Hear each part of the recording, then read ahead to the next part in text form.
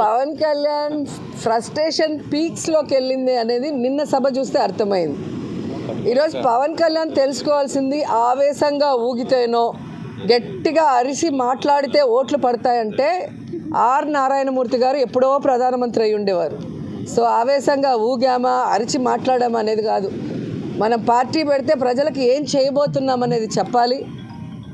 ఆ అధికారంలో వచ్చే క్రమంలో ప్రతిపక్ష నాయకుడిగా ఏం చేశాము అనేది ఇక్కడ ప్రజలందరూ కూడా గమనిస్తారు. పార్టీ పెట్టి ఎన్నేళ్ళయింది, దాదాపుగా జగన్ గారు పార్టీ పెట్టిన దానికి పవన్ కళ్యాణ్ పార్టీ పెట్టిన దానికి 1 year తేడా ఉంటుంది అంతే. మరి ఈరోజు జగన్మోహన్ రెడ్డి గారు 151 సీట్లతో తిరుగులేని ముఖ్యమంత్రిగా ప్రజల ఆశీస్సులతో ఎలా అయ్యాడు? ఊరికే అయిపోలేదుగా. మరి నువ్వు కనీసం 2 చోట్ల నించుంటే 2 చోట్ల కూడా ఎమ్మెల్యేగా గెలవలేకపోయావు అంటే అర్థం చేసుకోవాలి. ఈరోజు సిగ్గుచేటు ఏంటంటే ఒక పార్టీ ప్రెసిడెంట్గా ఉండి 24 సీట్లకే పరిమితం అయిపోయి మళ్ళీ క్యాడర్ని తిడతాడు. మనకెక్కడుందయ్యా బూత్ కమిటీలు, మనకెక్కడుందయ్యా మండల కమిటీలు? ఎవరండి డిజైన్ చేయాలి? మండల కమిటీలను ఎవరు ఏర్పాటు చేయాలి? బూత్ కమిటీలను ఎవరు ఏర్పాటు చేయాలి?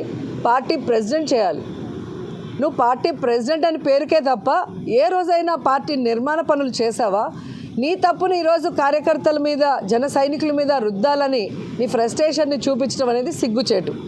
ఈరోజు ముష్టి 30 సీట్లు కూడా తెచ్చుకోలేని నువ్వు నిన్న జగనన్నని అతపాతాలానికి తొక్కుతానంటున్నావు.